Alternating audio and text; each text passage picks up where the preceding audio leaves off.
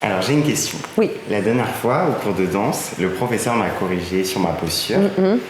Et la façon dont il m'a corrigé a fait que moi, je ne me sentais pas droit. Oui. Comment est-ce que tu expliques ça? C'est normal. Quand on corrige quelqu'un qui a une scoliose, donc on sait bien les gens qui ont des scolioses ne se tiennent pas droit. Ils sont habitués à être toute la journée tordus. Donc leurs muscles posturaux travaillent d'une certaine façon. Il suffit de leur rectifier pour qu'ils aient vraiment l'impression d'être tordus dans l'autre sens. Et donc quand tu es habitué à te tenir pas droit, dès qu'il y a une rectification, justement les muscles posturaux qui informent le cerveau de la tenue vont tirer le signal d'alarme en disant attention, tu n'es pas droit. Or si, tu es droit, mais il faut rééduquer tout ça. Il faut donc réapprendre ce qu'est la posture. Et c'est pourquoi se tenir droit, c'est un travail. On pourrait économiser beaucoup d'argent à la sécurité sociale si on nous apprenait ça à l'école, simplement parce que quand on se tient droit, on s'use moins vite. Donc déjà, je parle pour tout le monde. Mais en plus, en danse, c'est primordial. C'est avoir le mouvement juste, c'est pouvoir s'occuper aussi que de l'artistique et laisser son corps faire les choses, c'est important. Et le fait de se tenir droit permet de s'appuyer correctement pour aborder l'artistique correctement. Donc, c'est comme la voix du chanteur. Elle doit être placée, sinon il ne peut pas travailler, il ne peut pas chanter, il va se abîmer les cordes vocales et il n'aura jamais de travail parce que ce ne sera pas juste. Pour le danseur, le sportif, c'est la même chose, la posture, la posture, la posture.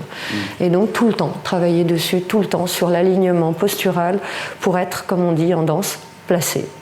Voilà, simplement. Et donc la posture, ça peut régler aussi beaucoup de soucis techniques. Ah oui. Moi je dirais, personnellement, mon expérience, je dirais tous les soucis techniques. Après, il y a des petits détails d'une tête qui part trop tôt ou trop tard sur un tour, d'une petite mauvaise coordination, parce que les tours, c'est de la coordination fine. Donc, justement, il faut beaucoup de travail postural, beaucoup de travail, beaucoup de répétitions pour coordonner tout ça. C'est quoi la coordination? En fait, c'est des muscles qui vont travailler ensemble en synergie, mais pas forcément du même groupe musculaire. Donc, c'est apprendre à son corps à jouer avec les contractions. Comment on se tient, justement? Eh bien, on a l'impression de rien faire quand on se tient droit, puisque ce sont des muscles qui sont sous commande autonome pour la plupart, donc on les ressent pas, on les sent pas. Et on est obligé toujours de se surveiller en disant est-ce que je suis droit dans un premier temps? Une fois qu'on est rééduqué, on le sentira tout de suite quand on n'est pas droit. De toute façon, on n'aura pas les mêmes résultats. Donc voilà.